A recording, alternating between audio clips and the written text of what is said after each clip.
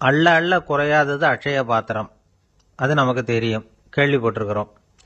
ஆனால் போட போட நிரம்பாத ஒரு பாத்திரம் உண்டு. அது என்ன தெரியுமா? நம்மள பல பேர்கிட்ட அந்த பாத்திரம் உண்டு. அதுதான் பேராசை அப்படிங்கிற பாத்திரம். அதை நிறைவு செய்யவே முடியாது. பேராசையை பற்றி சுஃபி இலக்கியத்தில் ஒரு பிரபலமான கதை உண்டாம். அதை ஒரு பெரியவர் எடுத்து சொல்லியிருக்கிறார். ஒரு மன்னர் நகர்வலம் போயிட்டு இருக்கார். ஒரு பிச்சைக்காரன் மன்னர் எதிரில் வரான். பிச்சை போடுங்கிறான். என்னுடைய அமைதியை கெடுக்காதே போங்கிறார் மன்னர். அவன் சிரிக்கிறான். அரசே, உங்களுடைய அமைதி கெடக்கூடிய நிலையில் இருந்தால் அதுக்கு பேர் அமைதியே கிடையாது அப்படின்னு நானா. எதிரில் நிற்கிறது வெறும் பிச்சைக்காரன் இல்லை, யோகி அப்படிங்கிறத மன்னர் புரிஞ்சுக்கிட்டார். துறவியே, உங்களுக்கு என்ன வேணும்னாலும் கேளுங்க, கொடுக்குறேன்னாராம். அந்த துறவி மறுபடியும் சிரிக்கிறார். அரசே, உங்களால் முடியாததையெல்லாம் கொடுக்க முடியும்னு சத்தியம் செய்யாதீங்க அப்படின்னார். மன்னருக்கு கோபம் வந்துட்டுது. என்ன இவர் இப்படி சொல்கிறாரே அப்படின்னு நினைச்சார். நகர்வலத்தை பாதியிலேயே நிறுத்தினார். வாங்க அரண்மனைக்குன்னார். துறவியை அழைச்சிக்கிட்டு அரண்மனைக்கு வந்துட்டார். துறவி தன்கிட்ட இருந்த பிச்சை பாத்திரத்தை நீட்டினார். இது நிறைய எனக்கு பொற்காசுகள் வேணும் அப்படின்னாராம். அவ்வளவு தானா, இது ஒரு பெரிய காரியமா அப்படின்னு கையை தட்டினாராம் மன்னர். ஒரு பெரிய தாம்பாளம் நிறைய பொற்காசுகள் சேர்ந்தது. அதை அள்ளி போட்டார். போட போட அந்த பிச்சை பாத்திரம் நிரம்பவே இல்லை. பொற்காசுகள் போட போட அவ்வளவையும் உள்ளே வாங்கிக்கிட்டே இருக்குது. அரசாங்க கஜானாவே காலி ஆகிட்டுது. மூட்டை மூட்டையாக பொற்காசுகளை கொட்டி பார்த்துட்டாங்க. அது முழுங்கிக்கிட்டே இருக்குது. கடைசி வரைக்கும் அந்த பிச்சை பாத்திரம் நிரம்பவே இல்லை. அரசர்கிட்ட இருந்த கர்வம் போயிட்டுது. அப்படியே பொத்துன்னு துறவி காலில் விழுந்தார். அப்போ அந்த துறவி சொன்னாராம், மன்னா, இந்த பிச்சை பாத்திரத்தை உங்களால் மட்டும் இல்லை, வேற யாராலையும் நிரப்ப முடியாது. அதுக்கு என்ன காரணம்னா, இது சாதாரண பிச்சை பாத்திரம் இல்லை, பேராசைகளோடு வாழ்ந்து செத்துப்போன ஒரு மனிதனின் மண்டை ஓடுது அப்படின்னாராம். பாருங்க, இதுதான் அந்த சுஃபி இலக்கிய கதை. செத்த பிறகும் நிறைவு இல்லைன்னா அது எப்பேற்பட்ட பேராசையாக இருக்கும்னு யோசிச்சு பார்த்துங்க. நம்மால் ஒருத்தர் கல்யாணம் பண்ணிக்க பொண்ணு பார்த்துக்கிட்டு இருந்தார். அழகு, அறிவு, படிப்பு எதுவும் தேவையில்லை, பணம் மட்டும் இருந்தால் போதும் அப்படின்னு பார்க்குறவங்க கிட்டெல்லாம் சொல்லி வச்சார். ரொம்ப நாளைக்கு அப்புறம் ஒரு பணக்காரர் கிடைச்சார். அவர் சொன்னார், இதை பாருங்க, எனக்கு 20 வயசில் ஒரு மகள், அவளை நீங்கள் கல்யாணம் பண்ணிக்கிட்டா 2 லட்சம் பணம் கொடுப்பேன். 25 வயசில் ஒரு பொண்ணு, அவளை கல்யாணம் பண்ணிக்கிட்டா 2.5 லட்சம் தருவேன். 30 வயசில் ஒரு பொண்ணு இருக்கா, அவளை கல்யாணம் பண்ணிக்கிட்டா 3 லட்சம் தருவேன். என்ன சொல்கிற அப்படின்னாராம். இவன் கொஞ்ச நேரம் யோசிச்சு பார்த்துருக்கான். அதுக்கப்புறம் மெதுவாக அவரை நிமிர்ந்து பார்த்து, ஏன் சார், உங்ககிட்ட 50 வயசில் ஏதாவது பொண்ணு இருக்கா அப்படின்னு கேட்டானா. ஒரு தெருவில் சில சிறுவர்கள் விளையாடிக்கிட்டு இருந்தாங்க.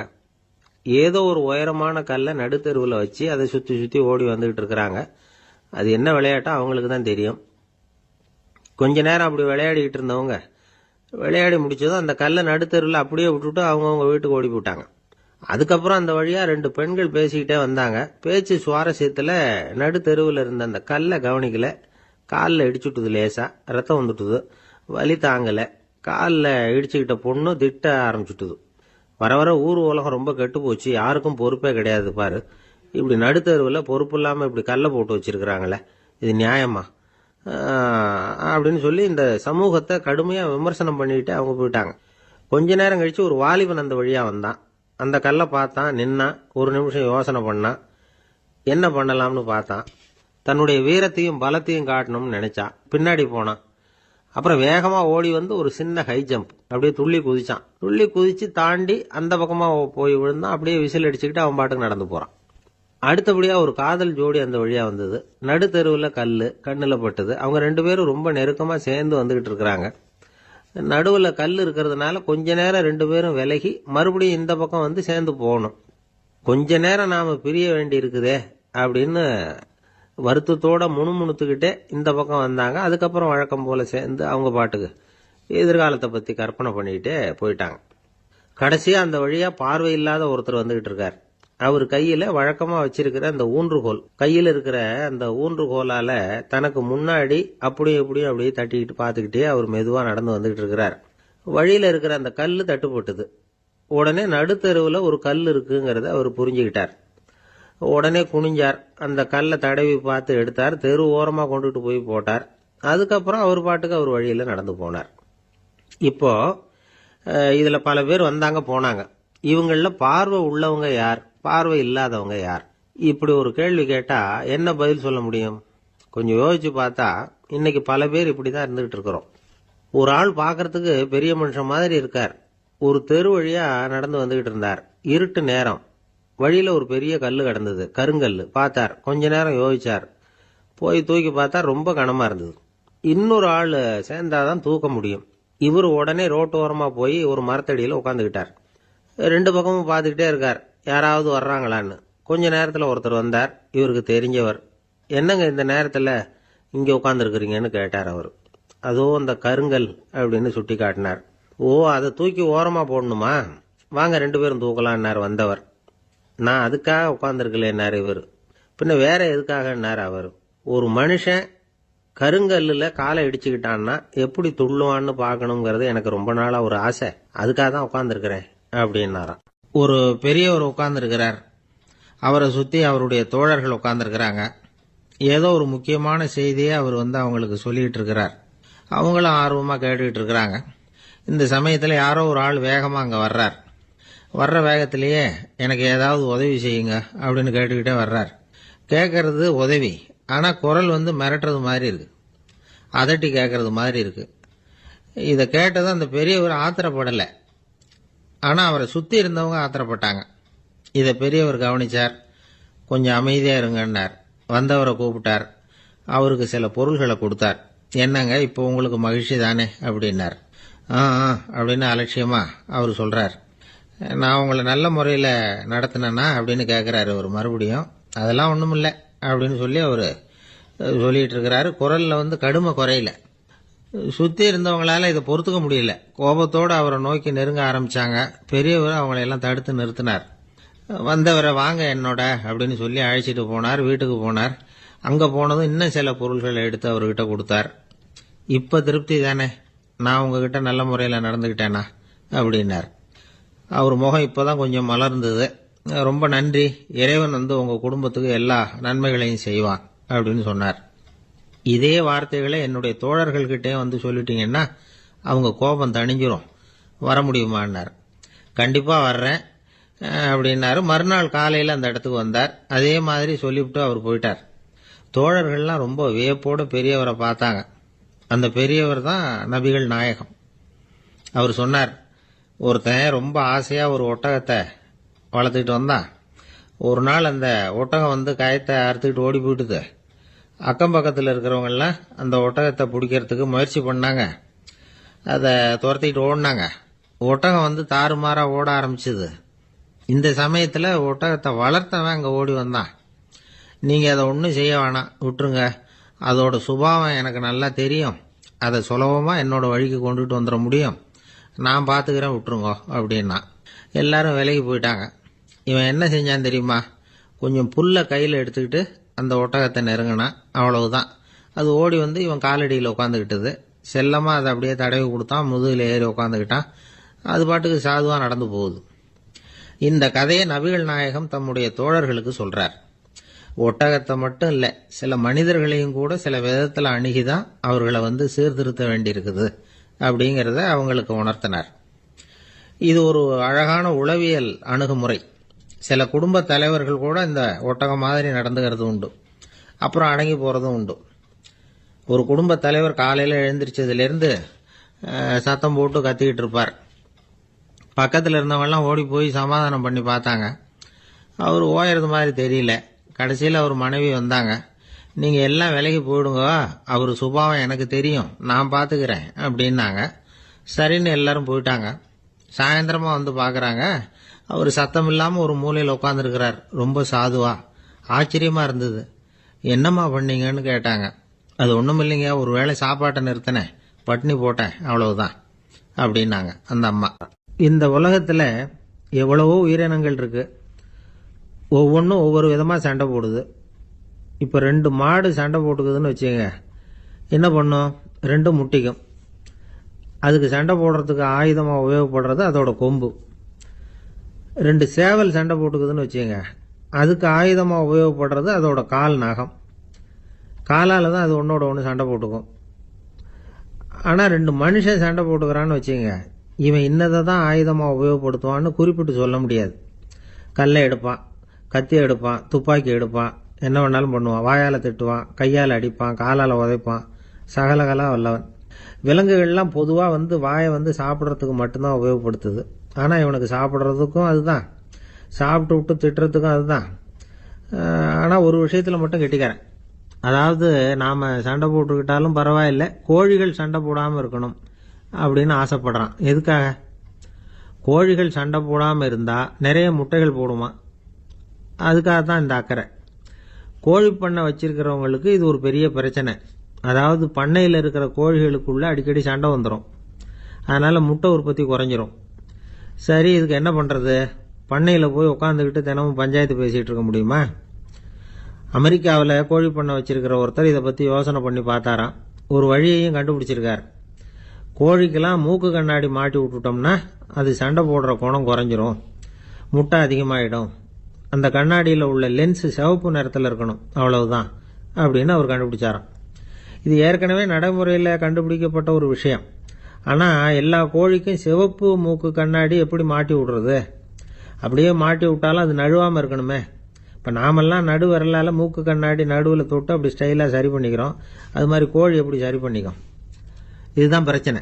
இதுக்கு அவர் என்ன வழி கண்டுபிடிச்சாருன்னா, கோழிக்கெல்லாம் மூக்கு கண்ணாடிக்கு பதிலாக விழியொட்டு வில்லைகள், கான்டாக்ட் லென்ஸ், அதை பொருத்தி விட்டா என்ன அப்படின்னு யோசனை பண்ணார். அதே மாதிரி பண்ணார். அதே மாதிரி செஞ்சு பார்த்தார், வெற்றி. அதுக்கப்புறம் கோழியெல்லாம் சண்டை போட்டுக்கலையாம், சமாதான பிரியர்கள் ஆகிட்டு தான். கோழிகளுக்கு இயல்பாகவே சண்டை போடுற குணம் உண்டு. ஆனால் அதோட கண்ணுக்கு பார்க்குற பொருள்லாம் ரோஜா நிறத்துலையோ அல்லது இன்னும் சொல்ல போனால் அழுத்தமான சிவப்பு நிறத்துலையோ தெரிஞ்சதுன்னா சண்டை போடுற குணம் குறைஞ்சிருதான். அந்த சமயத்தில் அது அதிகமாகவும் முட்டையிட ஆரம்பிச்சுடுதான். அதே நேரத்தில் இறை எடுக்கிறத கூட குறைச்சிக்குதான். இது ஏன் இப்படி பண்ணுதுங்கிறது விஞ்ஞானிகளுக்கு இன்னமும் புரியலையா. எப்படியோ அமெரிக்க கோழிகள்லாம் கான்டாக்ட் லென்ஸ் பொருத்திக்க ஆரம்பிச்சாச்சு. கோழி கழுத்தை பிடிச்சிக்கிட்டு ஒரு சில வினாடிகளில் அதை பொருத்தி போடுறாங்களாம். கோழியோட ஆயுள் பூரா அது அப்படியே இருக்குமா. பண்ணையில் முட்டை உற்பத்தி குறைஞ்சா இது மாதிரி விஞ்ஞானபூர்வமாக பரிகாரம் தேடுறது தான் நல்லது. நமக்கு வேண்டியப்பட்ட ஒருத்தர், அவர் ஒரு கோழி பண்ணை வச்சுருந்தார். அந்த பண்ணையில் பாதி கோழி திடீர்னு செத்து போச்சு. உடனே ஒரு கால்நடை மருத்துவர்கிட்ட போக வேண்டியது தானே. அங்கே போகல. உள்ளூரில் மந்திரம் பண்ணிகிட்டு இருந்த ஒரு சாமியார்கிட்ட போனார். அவர் காலில் விழுந்தார். சாமி, என் பண்ணையில் பாதி கோழி செத்து போட்டுதுன்னார். சாமியார் யோசனை பண்ணார். சரி, பண்ணையில் வாசப்படி கிழக்கு பக்கமாக வச்சிருக்கியா மேற்கு பக்கமாக வச்சிருக்கியான்னு கேட்டார்.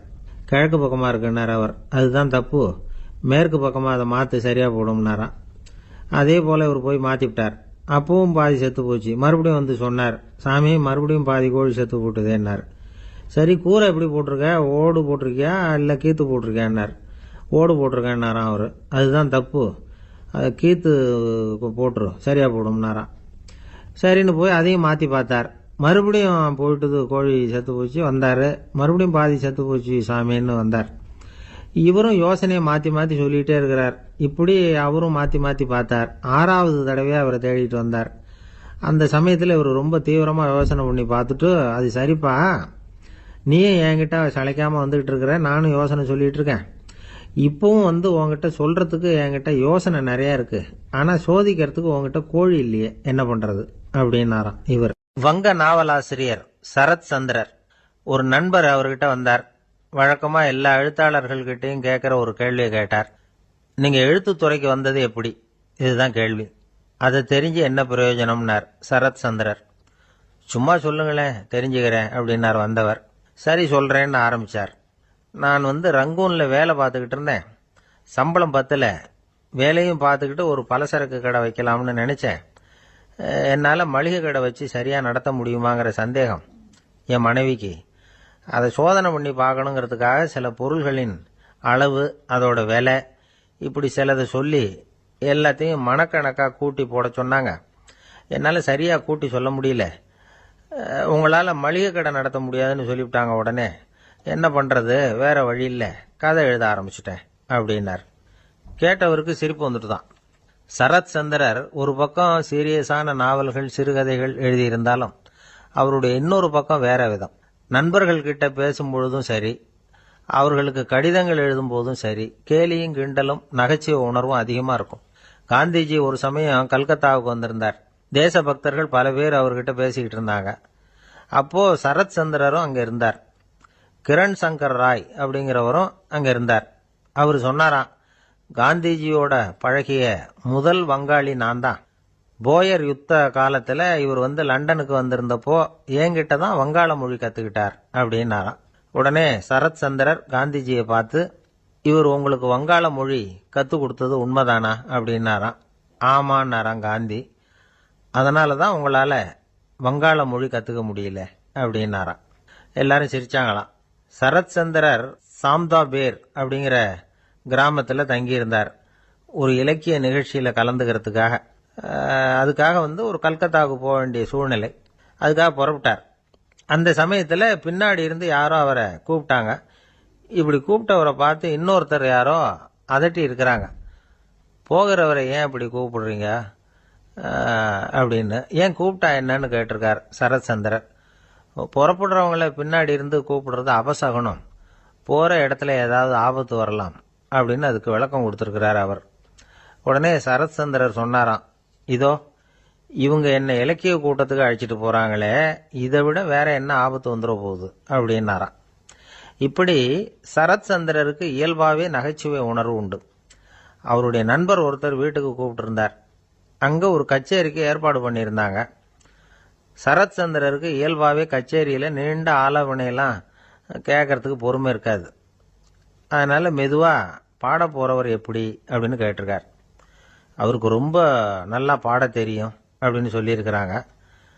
அதுக்கு சரத் சந்திரர், பாட தெரியுங்கிறது சரி, பாட்டை நிறுத்த தெரியுமா அதை சொல்லுங்க முதல்ல அப்படின்னாராம். என்னுடைய நண்பர் ஒருத்தர் ஆழ்ந்த சிந்தனையில் இருந்தார். என்ன யோசனை பண்றீங்கன்னு கேட்டேன். தலைவர் ஆகணும்னு பார்க்கறேன், அதுதான் என்ன வழின்னு யோசிச்சுக்கிட்டு இருக்கேன்னார். நான் கூட அது மாதிரி யோசிச்சு பார்த்தேன். அதுக்கப்புறம் அந்த யோசனையை கை விட்டுட்டேன் அப்படின்னும். ஏன்னு கேட்டார். அதுக்கான தகுதிகள் நமக்கு இல்லைங்கிறது புரியுது. அது நமக்கு புரியறத விட நம்ம விட மற்றவங்களுக்கு நல்லா புரிஞ்சு போச்சு. அதனால பேசாம கம்முன்னு இருந்துடுறது தான் நல்லது அப்படின்னும். தலைவர் ஆகிறதுக்கு தகுதிகள் வேற உண்டோ அப்படின்னு கேட்டார். அவர் யதார்த்தமா தான் கேட்கிறார். நாங்க உடனே எங்ககிட்ட இருந்த ஒரு புஸ்தகத்தை எடுத்து அவர்கிட்ட கொடுத்தோம். படிச்சு பாருங்கன்னு. தலைவர் ஆகிறதுக்கு என்ன வழி அப்படிங்கறத பத்தி அதுல போட்டிருக்கிறாங்க. முதல் வழி என்ன தெரியுமா? ஒரு 4 பேர் முன்னாடி இல்லைன்னா ஒரு கூட்டத்துக்கு முன்னாடி நீங்க பேச போறீங்க. அப்போ எப்படி ஆரம்பிக்கணும்னா, உண்மையான புகழ்ச்சி, நேர்மையான பாராட்டு, இதோட ஆரம்பிக்கணும்.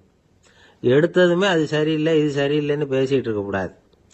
மக்களை பார்த்து நீங்க தான் தப்பு பண்ணிவிட்டீங்க அப்படின்னு நேரடியா சொல்லக்கூடாது.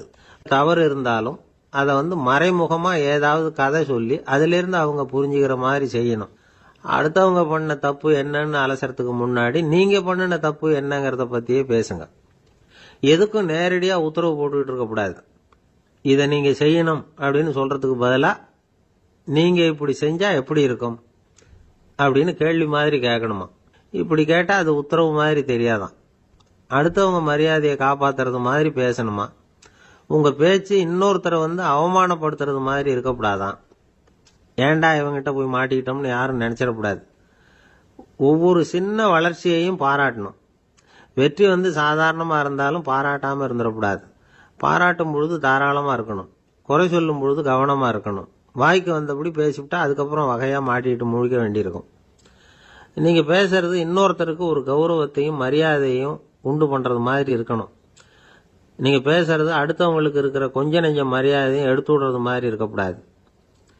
உங்க பேச்சை கேட்டா கேட்கறவங்களுக்கு ஒரு ஊக்கம் வரணும், உற்சாகம் வரணும். தவறு எதுவா இருந்தாலும் அதை சுலபமா திருத்திக்கலாம், சரி பண்ணிக்கலாங்கிறது மாதிரி இருக்கணும் உங்க பேச்சு. அடுத்தவங்களை சந்தோஷப்படுத்துங்க. உங்க யோசனைய கேட்டு நடந்துக்கிறதுனால அந்த சந்தோஷம் அவங்களுக்கு கிடைக்கணும். இந்த தகுதியெல்லாம் உங்ககிட்ட இருந்தா நீங்க ஒரு சிறந்த தலைவராகலாம் அப்படின்னு அந்த புஸ்தகத்துல போட்டிருக்கு. இந்த காலத்துல தலைவர் ஆகிறதுக்கு வேற சில தகுதிகள்லாம் கூட தேவைப்படுது. ஒரு புள்ள தன்னுடைய அப்பா கிட்ட, அப்பா உன்ன மாதிரியே நானும் அரசியல்ல சேரணும், தலைவர் ஆகணும்னு ஆசைப்படுறேன், இன்னையிலிருந்து எனக்கு அரசியல் பாடம் கத்துக் கொடு அப்படின்னு கேட்டிருக்கான். அவரும் சரின்னு சொல்லிவிட்டு ஒரு பெரிய ஏணி எடுத்துட்டு வந்தாராம். ஒரு செவுத்துல சாத்தினார். இந்த ஏணியில ஏறி உயர போய் அங்க பரன் மேல இருக்கிற ஒரு புத்தகத்தை எடுத்துட்டு வாடான்னு இருக்கார். மகனை பார்த்து, அப்பா ஏணி ரொம்ப உயரமா இருக்குது, நீ ஜாக்கிரதையா இதை புடிச்சுக்கோ, நான் ஏறி போறேன் அப்படின்னு நான் பையன். பயப்படாத, நான் பார்த்துக்கிறேன்னாரு அப்பா. பையன் ஏணியில் ஏறினா உச்சிக்கு போனதும் அப்பா கையை எடுத்துட்டார். ஏணி அப்படியே சரிஞ்சுட்டுது. பையன் பொத்துன்னு கீழே விழுந்துட்டான். இடுப்பு பிடிச்சிக்கிட்டே எழுந்திரிச்சான். என்னப்பா இது, இப்படி என்னை ஏற விட்டுட்டு கையை விட்டுட்டியே, இப்படி கை விடலாமா அப்படின்னு கத்தியிருக்கான். அப்பா நிதானமாக சொன்னாராம், அவசரப்படாதப்பா, அரசியலில் இதுதான் முதல் பாடம், பெத்த அப்பனா இருந்தாலும் அவனை நம்பாதே அப்படின்னு உபதேசம் பண்ண ஆரம்பிச்சாராம். ஒருத்தர் இருக்கார், நல்ல உத்தியோகத்தில் தான் இருக்கிறார். ஆனால் எப்போ பார்த்தாலும் முகத்தை வெறுப்பாக வச்சிருப்பார். அப்படியே வருவார் போவார். ஏன் சார் இப்படி இருக்கிறீங்க அப்படின்னு விசாரித்தோம். ஏன்டா இந்த வேலைக்கு வந்தோம்னு இருக்கு சார் அப்படின்னார். உங்கள் வேலை உங்களுக்கு பிடிக்கலையா அப்படின்னு கேட்டோம். இல்லைன்னார். இப்படிப்பட்டவங்க வெற்றிகரமான வாழ்க்கை வாழ முடியாது. இது நிபுணர்கள் கருத்து. வேலையை நேசிக்க தெரிந்தவர்கள் வெற்றி பெறுவார்கள் அப்படிங்கிறாங்க அவங்க. எந்த துறையாக இருந்தாலும் சரி, அந்த துறையில் வெற்றிகரமாக இருக்கிறவங்கள விசாரித்து பாருங்க. எனக்கு என்னுடைய வேலை ரொம்ப பிடிக்கும் அப்படின்னு சொல்கிறவங்களா தான் இருப்பாங்க. அப்படி இருந்தால் தான் அது வெற்றிகரமாக இருக்க முடியுது அவங்களால. ஒருத்தனுக்கு பிடித்தமான பொழுதுபோக்கே அவனுடைய தொழிலாக இருந்துட்டுதுன்னா அவனை மாதிரி கொடுத்து வச்சவன் வேற யாரும் இல்லை அப்படிங்கிறார் பெர்னாட் ஷா. ஒரு தடவை மன்னர் ஹுமாயூன் உயிரை தண்ணீர் முண்டு ஊற்றுகிற தொழிலாளி ஒருத்தர் காப்பாற்றினாராம் அந்த ஹுமாயூன் உயிரை.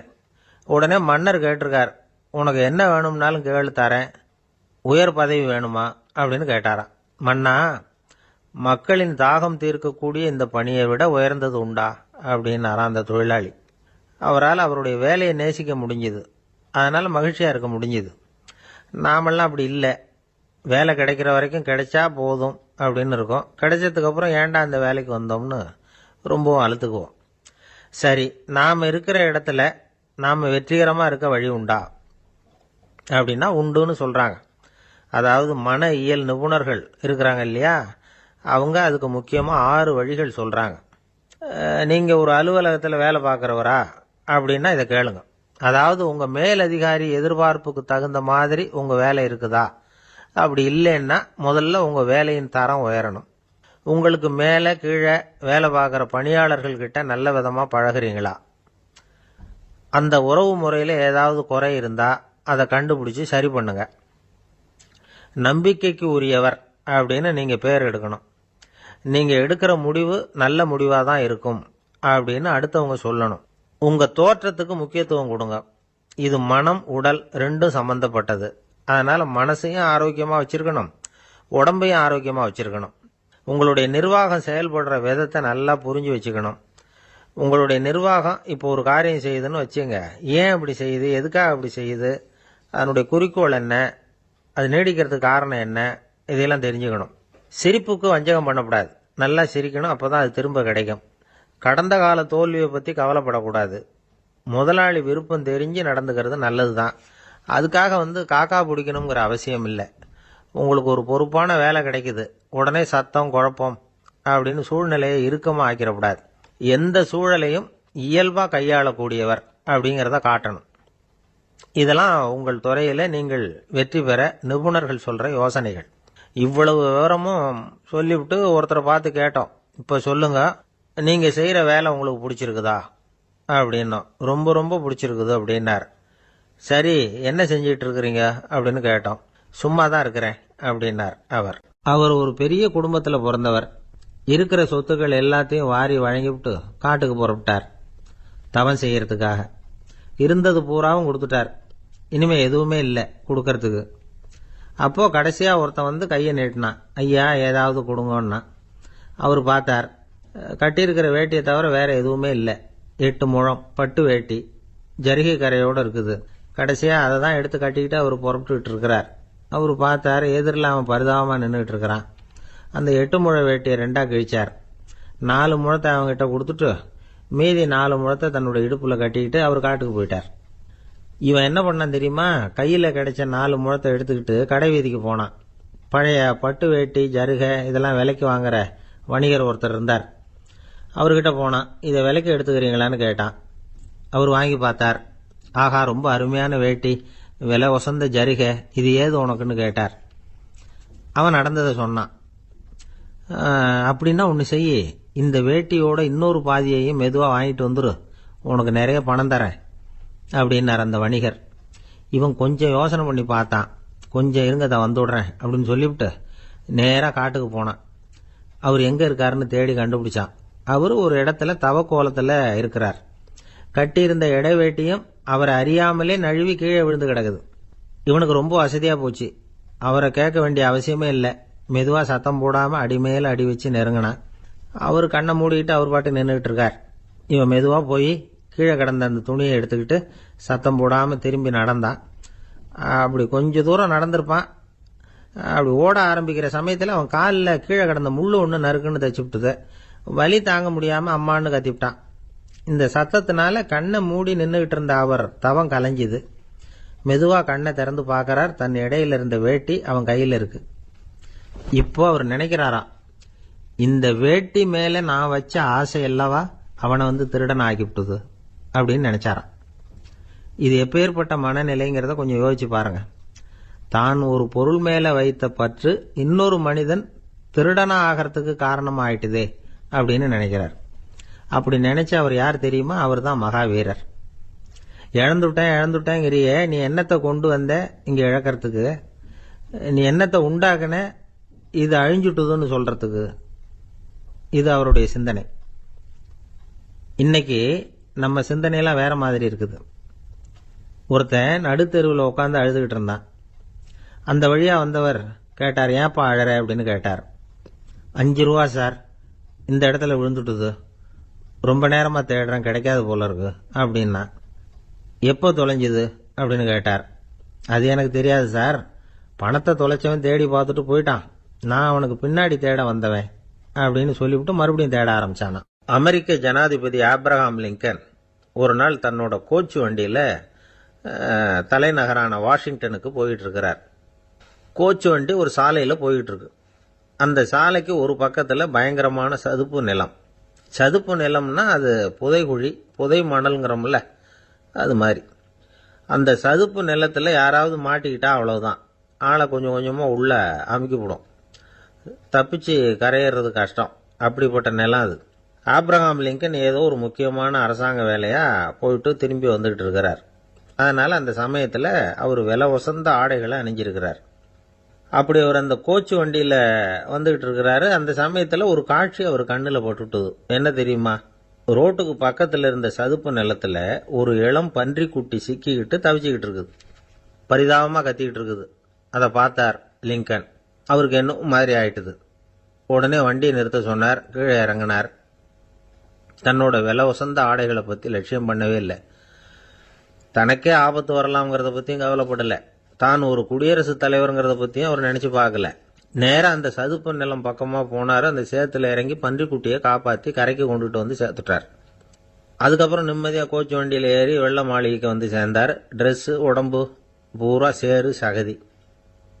பார்க்குறவங்களுக்கெல்லாம் ஆச்சரியமா போச்சு. அவங்களுக்கு ஒன்றும் புரியல. இவர் நேரா ட்ரெஸ்ஸு மாற்றிக்கிறதுக்காக போனார். கோச்சு வண்டி ஓட்டிகிட்டு வந்தவங்க கிட்ட போய் எல்லாரும் கேட்டாங்க, என்ன ஆச்சு அப்படின்னு. அவர் வர்ற வழியில் நடந்த விவரத்தை சொன்னார். ஆப்ரஹாம் லிங்கனுடைய இந்த இறக்க குணத்தை எல்லாரும் பாராட்டினாங்களாம், புகழ்ந்தாங்களாம். ஆனால் இதுக்கு லிங்கன் என்ன பதில் சொன்னார் தெரியுமா? தயவு பண்ணி இந்த புகழ்ச்சியான பேச்சையெல்லாம் ஒதுக்குங்க, அதெல்லாம் வேணாம். அந்த சின்ன பிராணி சகதியில மாட்டிக்கிட்டு துடிச்சுக்கிட்டு இருந்தது, அதை பார்த்தேன். உடனே என்னுடைய இதயத்துல ஒரு முள்ளு தைச்சது மாதிரி ஒரு உணர்வு. அந்த முள்ளை பிடுங்கி எறிஞ்சேன், அவ்வளவுதான். உண்மையில அந்த பிராணிக்கு நான் வந்து உதவினேங்கிறத விட எனக்கு ஏற்பட்ட இன்னலை போக்கிட்டேன் அப்படிங்கறதுதான் உண்மை. அதுதான் பொருத்தம். அப்படி இருக்கிறப்போ இதுல புகழறதுக்கு என்ன இருக்குது அப்படின்னாரு ஆப்ரஹாம் லிங்கன். எவ்வளவு யதார்த்தமான வார்த்தைகள் பாருங்க. இந்த காலத்துல நம்மளையும் பல பேர் அப்படி உண்டு. நீச்சல் தெரியாத ஒரு ஆளு தண்ணியில இறங்கிட்டான். தண்ணி ஆழம்ங்கிறது அப்புறமா தான் தெரிஞ்சுது. தத்தளிக்க ஆரம்பிச்சுட்டான். வாழ்னு கத்துறான். கரையில நின்றுட்டு இருந்த ஒருத்தர் இதை பார்த்தார். உடனே அவருக்கு இதயத்துல முள்ளு தைச்சது மாதிரி ஒரு உணர்வு. உடனே குபீர்னு தண்ணியில பாஞ்சார். அவரை காப்பாத்தி கரைக்கு கொண்டுட்டு வந்து சேர்த்தார். இதை பார்த்துக்கிட்டு இருந்த இன்னொருத்தர் காப்பாத்தின அந்த ஆளை பாராட்டி புகழ்ந்தார். என்ன புகழாதீங்க சார் அப்படின்னார் அவர். ஏன்னு கேட்டார் இவர். நான் அந்த ஆளை ஏன் காப்பாத்தினேன் தெரியுமா? அவன் நேத்திக்கு என்கிட்ட 300 ரூபா கடன் வாங்கியிருக்கிறான்.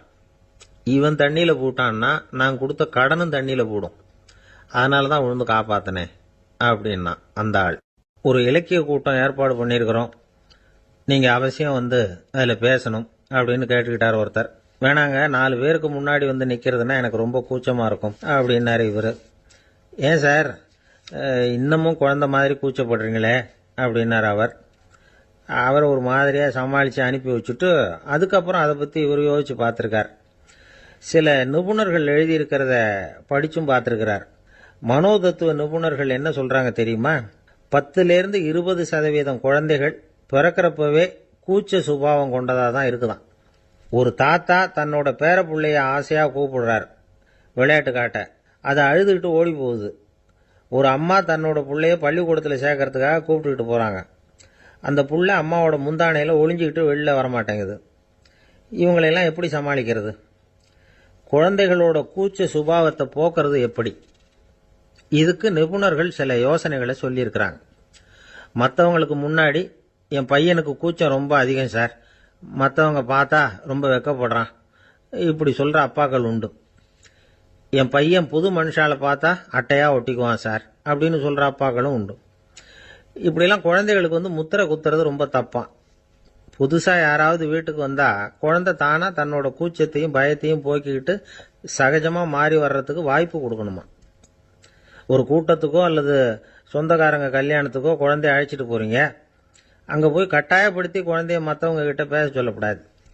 சில சமயம் குழந்தை தானாக தன்னுடைய கூச்ச சுபாவத்தை விட்டு பேசுறதுக்கு முன் வந்தால் அதை பாராட்டணும். குழந்தை கலகலப்பு இல்லாமல் மௌனமாக இருந்ததுன்னா அதையும் கண்டுக்கக்கூடாது. குழந்தை பேச ஆரம்பித்தா அதை ஆர்வத்தோடு கவனிக்க தெரியணும்.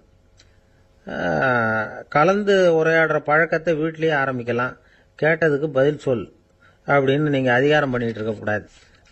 அது வந்து குழந்தைக்கு பேசுகிற சந்தர்ப்பத்தை குறைச்சிருமா. இப்போ நாம் அதிகாரம் பண்ணால் கேலி செய்கிற பழக்கம் குழந்தைகளை வந்து ரொம்ப பாதிச்சிருமா. பெரியவங்களானதுக்கு அப்புறமும் சில பேர் கூச்சத்தோடவும் பயத்தோடவும் இருக்கிறதுக்கு இதுதான் காரணம். சின்ன வயசில் அவங்கெல்லாம் ஏதாவது கேலிக்கு ஆளாகி இருப்பாங்க. 2வது குழந்தை மூத்த குழந்தைய வந்து கேலிக்கு ஆளாகிற சந்தர்ப்பங்களை கண்டு கேலி பண்ணினா அது இளம் நெஞ்சங்களை விட்டு நீங்கிறதே இல்லையா. எப்பவும் குழந்தையோட நடை உடை பாவனைகளை பற்றி சொல்லிக்கிட்டே இருக்கக்கூடாதான். அதுவே கூச்ச சுபாவத்தை கொண்டுட்டு வந்துருமா. அப்பா எங்கன்னு யாராவது கேட்டால் இது மாதிரி இன்ன காரியத்துக்காக வெளியில் போயிருக்கார், இத்தனை மணிக்கு திரும்பி வருவார் அப்படின்னு சொல்கிற அளவுக்கு குழந்தைகளை வந்து பழக்கப்படுத்தி வைக்கணும். ஃபோன்லேயே யாராவது விசாரித்தா கூட இது மாதிரி பதில் சொல்லு அப்படின்னு சொல்லணும். சின்ன சின்ன மீட்டிங்கில் 4 வார்த்தை பேச தயார் பண்ணலாம். ஒரு கடையிலையோ அல்லது ஹோட்டல்லையோ ஏதாவது விவரம் கேட்கணும்னா உங்கள் குழந்தைய தைரியமாக அனுப்புங்க. குழந்தைகள் பணிவாகவும் பொறுமையாகவும் விவரம் கேட்குறப்போ கூச்ச சுபாவம் தானாக போயிடும். சின்ன வயசுலேயே இப்படிலாம் பழக்கப்படுத்தினாதான் வருங்காலத்தில் தைரியமாக இந்த சமுதாயத்தில் வாழ முடியும். இல்லைன்னா 60 வயசுலேயும் அடுப்பங்கரையை விட்டு வெளில வர்றதுக்கு கூச்சப்பட்டுக்கிட்டு தான் இருக்க வேண்டியிருக்கும். இந்த காலத்து பிள்ளைங்க எவ்வளவோ பரவாயில்ல, எதுக்கும் தயங்குறதில்ல, கூச்சப்படுறதில்ல. ஒரு அம்மா அடுப்பங்கரையிலேருந்து சத்தம் போட்டாங்க, டேய் ராமு, தயவு பண்ணி அந்த டிவியை நிறுத்துறா, அந்த பெண்ணோட குரல் மகா மோசம், அடுப்பங்கரையில் இருக்கிற என்னாலேயே அதை சகிச்சிக்க முடியல அப்படின்னாங்களாம். உடனே பையன் கொஞ்சம் கூட தயங்காமல் பதில் சொல்கிறான், அம்மா இந்த குரல் டிவியிலேருந்து வரல, எதிர்த்த விட்டு மாமி தான் இங்கே வந்திருக்கிறாங்க, அவங்க தான் இப்போ என்னோட பேசிக்கிட்டு இருக்கிறாங்க அப்படின்னு நானும். ஐயா, உங்கள் பேரை தொடர்ந்து தினம் கேட்டுக்கிட்டு இருக்கிறேன் அப்படின்னார் ஒருத்தர். தொடர்ந்து கேட்குறீங்களே, உங்களுக்கு காது வலிக்கலையா அப்படின்னு கேட்டோம். பேசுகிற உங்களுக்கே வாய் வலிக்கல அப்படிங்கிறப்போ கேட்குற எங்களுக்கு எப்படி காது வலிக்கும் அப்படின்னார். நம்ம உடம்புல ஒரு அதிசயம் என்ன தெரியுமா? ரொம்ப நேரம் நாம் நடக்கிறோம்னு வச்சுக்கோங்க, கால் வலிக்கும். ரொம்ப நேரம் வேலை செஞ்சால் கை வலிக்கும், உடம்பு வலிக்கும். ரொம்ப நேரம் பார்த்துக்கிட்டே இருந்தால் கண்ணு வலிக்கும். ரொம்ப நேரம் பேசிக்கிட்டே இருந்தால் வாய் கூட வலிக்கும். ஆனால் ரொம்ப நேரம் கேட்டுக்கிட்டே இருக்கிறதுனால காது வலிக்கிறது இல்லை. அதனால் கேட்கறதுக்கு முக்கியத்துவம் கொடுத்தாங்க நம்ம பெரியவங்க. திருவள்ளுவர் வந்து தேவையில்லாமல் வார்த்தைகளை உபயோகப்படுத்த மாட்டார். ஒரு திருக்குறள்னு எடுத்துக்கிட்டாவே அதில் மொத்தம் 7 வார்த்தைகள், அவ்வளவுதான். அப்படி 7 வார்த்தைகள் மட்டுமே உள்ள ஒரு திருக்குறளில் வள்ளுவர் ஒரே வார்த்தையை 5 தடவை உபயோகப்படுத்தியிருக்கிறார், திரும்ப திரும்ப பயன்படுத்தியிருக்கிறார். அப்படின்னா அதை எந்த அளவுக்கு வலியுறுத்தி சொல்கிறார் அப்படிங்கிறத நாம் புரிஞ்சுக்கணும். அது என்ன குறள்? செல்வத்துள் செல்வம் செவிச்செல்வம், அச்செல்வம் செல்வத்துள் எல்லாம் தலை. செவிச்செல்வம்ங்கிறது அவ்வளவு முக்கியமானது. கற்றலின் கேட்டல் நன்று. அதிகம் கேட்கணுங்கிறதுக்காக தான் எவ்வளவு கேட்டாலும் காது வலிக்கிறது இல்லை. குறைச்சலாக பேசணும், அதிகமாக கேட்கணும். இன்னொரு விஷயம் கவனிங்க, நம்ம உடம்புல கண்ணுக்கு மூடி இருக்குது, எதையாவது நாம் பார்க்க விரும்பலைன்னா உடனே கண்ணை மூடிக்கலாம். நம்ம வாய்க்கு மூடி இருக்குது, பேச விருப்பம் இல்லையா, வாயை மூடிக்கலாம். மூக்குக்கு கூட மூடிக்கிற வசதி இருக்குது, எதையாவது முகர விருப்பம் இல்லையா, மூச்சை அடக்கிக்கலாம். ஆனால் பாருங்க, காதுக்கு மூடி கிடையாது, அதை கையால் தான் மூட முடியும். யார் என்ன சொன்னாலும் அது நல்லதோ கெட்டதோ காதில் விழுந்துக்கிட்டு தான் இருக்கும். அறிவு தான் நல்ல விஷயங்களை எடுத்துக்கிட்டு கெட்ட விஷயங்களை விட்டுடணும். நல்ல கருத்துக்கள் நம்ம காதில் நிறைய விழுந்துக்கிட்டே இருக்கணும். அதை கேட்டு நாம் நல்லபடியாக வாழணுங்கிறது தான் படைப்பின் விருப்பம். ஆன்மீகவாதிகள் கூட ஒன்று சொல்லுவாங்க, அதாவது ஆன்மீக பாதையில் நீங்கள் முன்னேறணும்னா முதல்ல சிரவணம் செய்யணும்பாங்க. அதாவது பெரியவங்க சொல்கிற நல்ல கருத்துக்களை கேட்கணும் அப்படின்னு அதுக்கு அர்த்தம். அதனால் யார் நல்ல கருத்துக்களை சொன்னாலும் அதை காது கொடுத்து கேளுங்க. இவ்வளவு கருத்துக்களையும் நம்ம நேயர் ஒருத்தர்கிட்ட சொல்லிகிட்டு இருந்தோம். அவரும் சரி சரின்னு தலையாடிக்கிட்டே இருந்தார். அப்புறம் சொன்னார், நீங்கள் சொல்கிறது சரிதான் சார், காதுக்கு மூடி இல்லைங்கிறது ரொம்ப சரி, அதனால தான் உங்கள் தகவல் கூட நாங்கள் விரும்புகிறோமோ இல்லையோ தினம் காதில் விழுந்துக்கிட்டு இருக்குது அப்படின்னார். எங்களுக்கு ரொம்ப பெருமையாக இருந்தது. அப்படியா அப்படின்னோம். ஆனாலும் என்ன மாதிரி சில பேர் நீங்கள் தகவல் சொல்கிற சமயத்தில் காதில் மூடி இல்லையேன்னு சொல்லி கவலைப்படுறதில்ல சார் அப்படின்னார். ஏன்னு கேட்டோம். காதை மூடுறதுக்கு தானே வசதி இல்லை, ரேடியோவை மூடுறதுக்கு வசதி இருக்குதுல்ல, அதனால் டக்குன்னு அதை மூடி வச்சுருவோம் அப்படின்னார். அம்மாக்காரங்களுக்கு அடிக்கடி ஏற்படுற கவலை ஒன்று உண்டு, அதாவது குழந்தை சரியாக சாப்பிட மாட்டேங்குதே அப்படிங்கிற கவலை. இவங்கெல்லாம் ஒரு விஷயத்தை நல்லா புரிஞ்சுக்கணும். குழந்தைகள்ங்கிறவங்க பெரியவங்க மாதிரி இல்லை. அவங்க கடிகாரத்தில் மணியை பார்த்துட்டு சாப்பிட்றதுக்கு உட்கார்ற ரகம் கிடையாது. பசிச்சா சாப்பிடுவாங்க, இல்லைன்னா விளையாடுவாங்க அல்லது தூங்குவாங்க. அது புரியாமல் அவங்கள கட்டாயப்படுத்தி அல்லது மிரட்டி சாப்பிட வைக்கிறது ரொம்ப தப்பு. ஒரு 8 மாத குழந்தைக்கு 3 மணி நேரத்துக்கு ஒரு தடவை பசிக்கும். அந்த நேரம் பார்த்து சாப்பாடு கொடுத்தா அடம் பண்ணாமல் அது பாட்டுக்கு சாப்பிட்றோம். அதே குழந்தைக்கு 1 வயசு ஆகிறப்போ 4 மணி நேரத்துக்கு ஒரு தடவை பசிக்கும். இந்த வயசுல இயற்கையாகவே பசி குறைஞ்சிருக்கும். அது புரியாமல் என் குழந்தை முன்னாடி மாதிரி இப்போ சரியாக சாப்பிட மாட்டேங்கிறான் அப்படின்னு சில பேர் டாக்டர்கிட்ட போய் சொல்லிக்கிட்டு இருப்பாங்க. இன்னொரு விஷயம், ஒரு குழந்தைக்கு வயசு அதிகமாகிற வேகத்துக்கு உடம்பு எடையும் அதிகமாகிக்கிட்டே போகாது. உடம்பு எடை அதிகமாகிற வேகம் குறைஞ்சிக்கிட்டே வரும். 6 மாத குழந்தைக்கு ஒரு வாரத்தில் 150 கிராம் எடை கூடும். ஒரு வயசுல வாரத்துக்கு 71 கிராம் எடை கூடும். இது புரியாமல் அதிகமாக சாப்பாட்டை கொடுத்து குழந்தைய கஷ்டப்படுத்தக்கூடாது. ஏன்னா அளவுக்கு மீறின உணவு அஜீரணத்தை உண்டு பண்ணிவிடும். குழந்தைக்கு ஒரு தட்டில் கொஞ்சமாக ஆகாரத்தை வச்சு கொண்டுகிட்டு போய் கொடுக்கணும். மலை மாதிரி குவிச்சு வச்சா அதை பார்த்ததுமே பசி அடங்கி போயிடும். அடித்து மிரட்டி பயமுறுத்தி குழந்தைய சாப்பிட வைக்கிற பழக்கம் இருக்குது பாருங்க, அதுக்கு ஃபுட் ஃபோர்ஸிங் அப்படின்னு பேர். இப்படி பண்ணுனா குழந்தைக்கு சாப்பாட்டில் விருப்பம் குறைஞ்சிரும், அதை கண்டாவே வெறுக்க ஆரம்பிச்சிடும். அது மாதிரி உளம் சார்ந்த பசி குறைவு, சைக்கோஜெனிக் அனோரெக்சியா, அது ஏற்படுமா. சாப்பாடுங்கிறதே ஒரு தண்டனை மாதிரி தோணும். குழந்தைகளுக்கு பிடிச்ச மாதிரியான ஆகாரத்தை கொடுக்கணும். சத்து அதிகம் இருக்குங்கிறதுக்காக அதுக்கு பிடிக்காத ஆகாரத்தை கொடுத்து கட்டாயப்படுத்தக்கூடாது. குழந்தைகளுக்கு 2 வயசு ஆகிறப்போ இயற்கையாகவே எதிர்மறை குணம் உண்டாகும். அதாவது அந்த எதிர்மறையாக பேசுறது. இது மாதிரி சமயங்களில் நாம் என்ன சொல்கிறோமோ அதுக்கு நேர்மாறாக நடந்துக்கும். ஏட்டிக்கு போட்டி. சாப்பிட சொன்னால் விளையாட போவோம், விளையாட சொன்னால் சாப்பாடு கேட்கும். இதை புரிஞ்சுக்கிட்டு நடந்துக்கணும். குழந்தை சொன்ன பேச்சை கேட்கலேன்னு கோவப்படக்கூடாது. குழந்தை வளர வளர பிடிவாத குணம் வர்றது சகஜம். கேட்டதை வாங்கி கொடுத்தாதான் சாப்பிடுவேன் அப்படின்னு பிடிவாதம் பண்ணும். வாங்கி கொடுத்துடுறது தான் உத்தமம். நீங்களும் அதுகிட்ட பிடிவாதம் பண்ணிட்டு இருக்கக்கூடாது. ஏன்னா கேட்டது கிடைக்கலையேங்கிற ஏமாற்றம் கூட குழந்தையோட பசியை குறைச்சிரும். கேட்டது கிடைச்சுட்டா பசி அதிகமாகும், கொடுத்ததை மலமலன்னு சாப்பிட்றோம். குழந்தைகளுக்கு கண்ட கண்ட நேரத்தில் சாப்பிட்றதுக்கு எதையாவது வாங்கி கொடுத்துக்கிட்டு இருந்தா சாப்பாட்டு நேரத்தில் சாப்பிடாம அடம் பண்ண ஆரம்பிச்சிடும். பள்ளிக்கூடம் போகிற பிள்ளைங்க காலை உணவை சரியாக சாப்பிட மாட்டாங்க. அச்சம், அவசரம், பரபரப்பு இதெல்லாம் தான் காரணம். பள்ளிக்கு புறப்படுறதுக்கு ஒரு 3/4 மணி நேரத்துக்கு முன்னாடியே சாப்பாடு போட்டுருங்க, அது சரியாக போடும். படிக்கிற குழந்தைகள் உடல் சோர்வு, மனச்சோர்வு இது காரணமாக கூட சாப்பிட மறுக்கிறது உண்டு. இப்போ உதாரணமாக சாயந்தரம் விளையாடி விட்டு வீட்டுக்கு வந்ததும் சாப்பிட சொன்னால் வேணாம்பாங்க. இது உடல் சோர்வு. ரொம்ப நேரம் வீட்டு பாடங்களை செஞ்சு முடித்த கையோடு சாப்பிட சொன்னாலும் அவங்களால சரியாக சாப்பிட முடியாது. இது உளச்சோர்வு, அதாவது மனச்சோர்வு. இதை தவிர குழந்தைகளுக்கு உடல் நலக்குறைவு ஏற்பட்டால் கூட சாப்பிட மறுக்கிறது உண்டு. சில மருந்து மாத்திரைகள் கூட பசியை குறைச்சிரும். அதனால சரியாக தெரிஞ்சுக்கிட்டு குழந்தைகளை சாப்பிட வைக்கணும். அது புரியாமல் கையில் சாப்பாட்டு தட்டை வச்சுக்கிட்டு குழந்தைகளை விரட்டிக்கிட்டு அலையக்கூடாது. ஒரு சின்ன பையன் சொன்னான், எங்கள் அம்மா சாப்பாடு போடுறது தெரிஞ்சா நான் உடனே வீட்டை விட்டு வெளியில் ஓடி போடுவேன் அப்படின்னா. ஏன் அப்படி பண்ணுறேன்னு கேட்டோம். எங்கள் அப்பா கூட அது மாதிரி தான் சார் பண்ணுவார் அப்படிங்கிறான். கங்கை கரை தோட்டம் பக்கத்தில் ஒரு ஆசிரமம். அங்கே ஒரு பெரியவர் தங்கியிருக்கிறார். அவர் தான் ராமகிருஷ்ண பரமஹம்சர். அந்த ஆசிரமம் இருந்த இடம் கரக்பூர். வங்காளத்தில் பொதுவாக எல்லாரும் மீன் சாப்பிட்றது உண்டு. கங்கையில் குளிச்சுட்டு கையில் ஒரு மீனோட வர்றது வழக்கம். இவர் இருக்கிற இடத்துக்கு கங்கையில் படகு வழியாக வரணும். அப்படி தான் எல்லாரும் வருவாங்க. வர்றவங்கள ஒன்று கூட்டி ஆன்மீக விஷயங்களை பற்றி பேசிக்கிட்டு இருப்பார். ஒவ்வொரு நாள் ஒவ்வொருத்தர் நகரத்துக்கு போகணும். வரும்பொழுது மீன் கொண்டுகிட்டு வரணும். அதுக்கு ஒரு அட்டவணையே உண்டு ஆசிரமத்தில். அது பிரகாரம் ஒரு நாள் சுவாமி யோகானந்தர் படகுல போனார். படகை செலுத்தினவங்க ராமகிருஷ்ணரையும் சுவாமி யோகானந்தரையும் மற்றவங்களையும் பித்தர்கள் அப்படின்னு சொல்லி ஏளனமாக பேசினாங்க. அவங்க என்ன பைத்தியம் பிடிச்சவங்க அப்படிங்கிறது மாதிரி. சுவாமி யோகானந்தருக்கு ரொம்ப மென்மையான இதயம். இவங்க இப்படி கண்ணாபின்னான்னு பேசுகிறத பார்த்தா மீனை வாங்கிட்டு திரும்புகிறப்போ என்ன நடக்குமோ அப்படிங்கிற பயம் வேற வந்துட்டுது அவருக்கு. அவ்வளவு மென்மையானவர். இதை தெரிஞ்சுக்கிட்ட ராமகிருஷ்ணர், யோகானந்தா இங்கே வா அப்படின்னு கூப்பிட்டார். இவர் கண்ணீரை தொடச்சிக்கிட்டே கிட்ட போனார். சொன்னார், ஐயா, படகு ஓட்டுறவங்க உங்களை பற்றி மோசமாக பேசுகிறாங்க. என்ன திட்டினா பரவாயில்ல, ஆனால் உங்களை அவங்க திட்டுறாங்க. அதை என்னால் தாங்கிக்க முடியல அப்படின்னார். இதை கேட்டதும் ராமகிருஷ்ணருக்கு கோபம் வந்துட்டு தான்.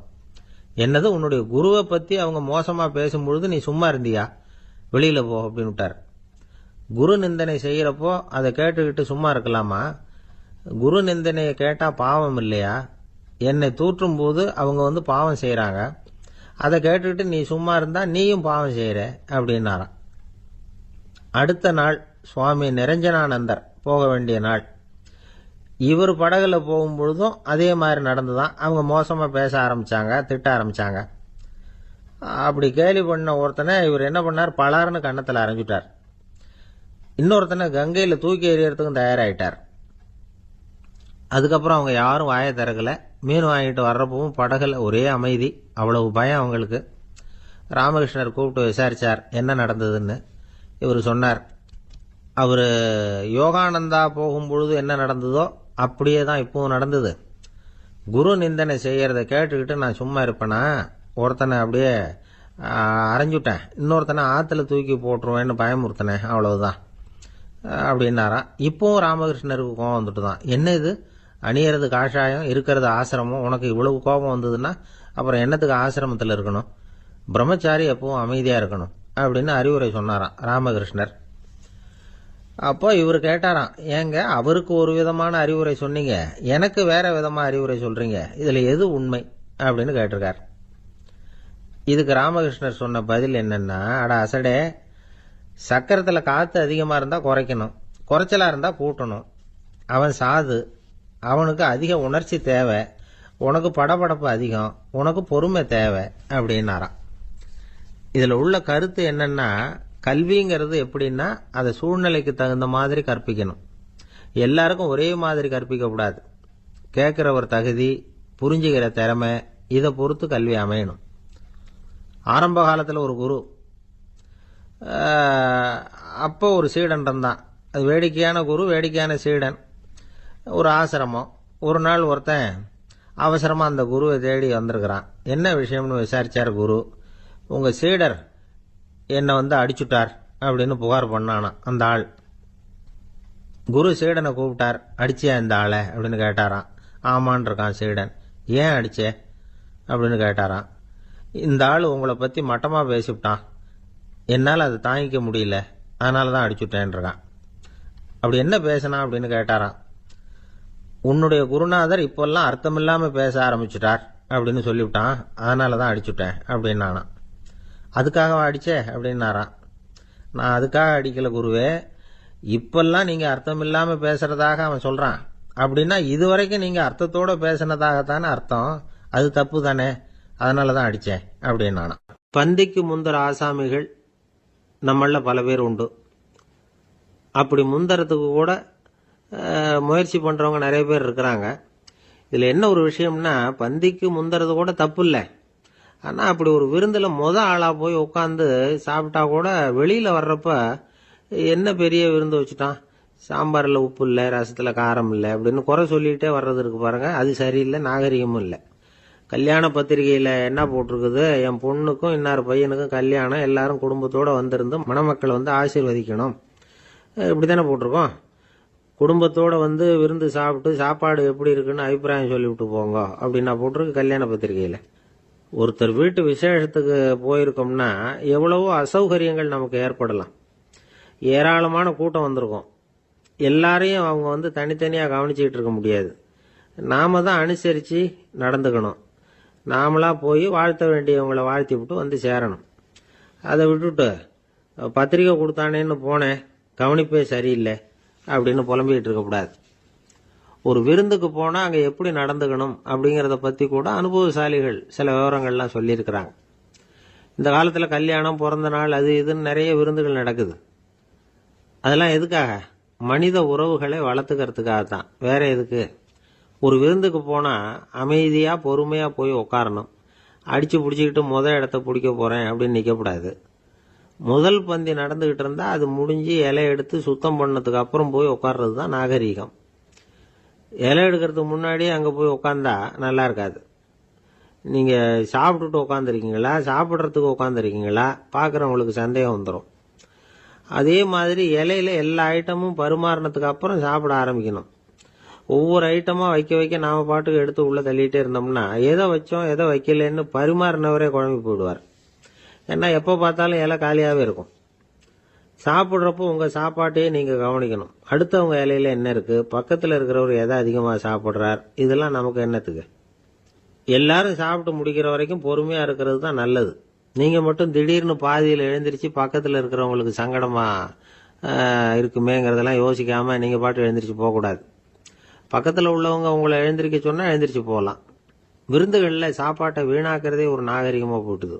இந்த காலத்துல சாப்பாட்டுக்கே கஷ்டப்பட்டுக்கிட்டு பல பேர் இந்த உலகத்துல இருக்கிறப்போ சாப்பாட்டை வீணாக்குறது எவ்வளவு பெரிய மோசம்ங்கிறத நினைச்சு பார்க்கணும். வேணுங்கிற அளவுக்கு கேட்டு வாங்கி சாப்பிட்றது தான் முறை. விருந்துல இந்த பஃபே அப்படின்னு சொல்லி ஒரு முறை சொல்றாங்கல்ல, அதாவது உணவு வகைகளை எல்லாம் பொதுவா ஒரு இடத்துல வச்சுடுறது, நமக்கு தேவையானதை நாமே எடுத்து ஒரு தட்டில் போட்டுக்கிட்டு சாப்பிட வேண்டியது. இதுல கூட சில பேர் தேவைக்கு அதிகமா எடுத்து போட்டுக்கிட்டு வீணாக்குறாங்க. சில சமயம் வந்து கடைசியா சாப்பிட போறவங்களுக்கு எல்லா ஐட்டமும் கிடைக்காம போகலாம். அதை போய் பெருசு பண்ணிட்டு இருக்க கூடாது. என்ன சார், இந்த அளவுக்கு கூடவா நாகரிகம் தெரியாம இருக்கிறோம், இதை போய் பெருசா சொல்ல வந்துட்டீங்களே அப்படின்னு நினைக்கலாம். ஒருத்தர் 2 பேருக்கு இந்த விவரம் தேவைப்படலாம். அவங்க காதலையும் இது விழட்டுமேங்கிறதுக்காக தான் இது. ஒரு பெரிய கல்யாண விருந்து நடந்துகிட்டு இருந்தது. விருந்து மண்டபத்து வாசல்ல ஒருத்தர் நின்றுகிட்டு வர்றவங்களையெல்லாம் ரொம்ப மரியாதையா வணங்கி உள்ள அனுப்பி வச்சுக்கிட்டு இருந்தார். எப்படி தெரியுமா? வர்றவங்க கையெல்லாம் பிடிச்சி முத்தம் கொடுத்து அதுக்கப்புறம் உள்ள அனுப்பி வச்சுக்கிட்டு இருந்தாராம்.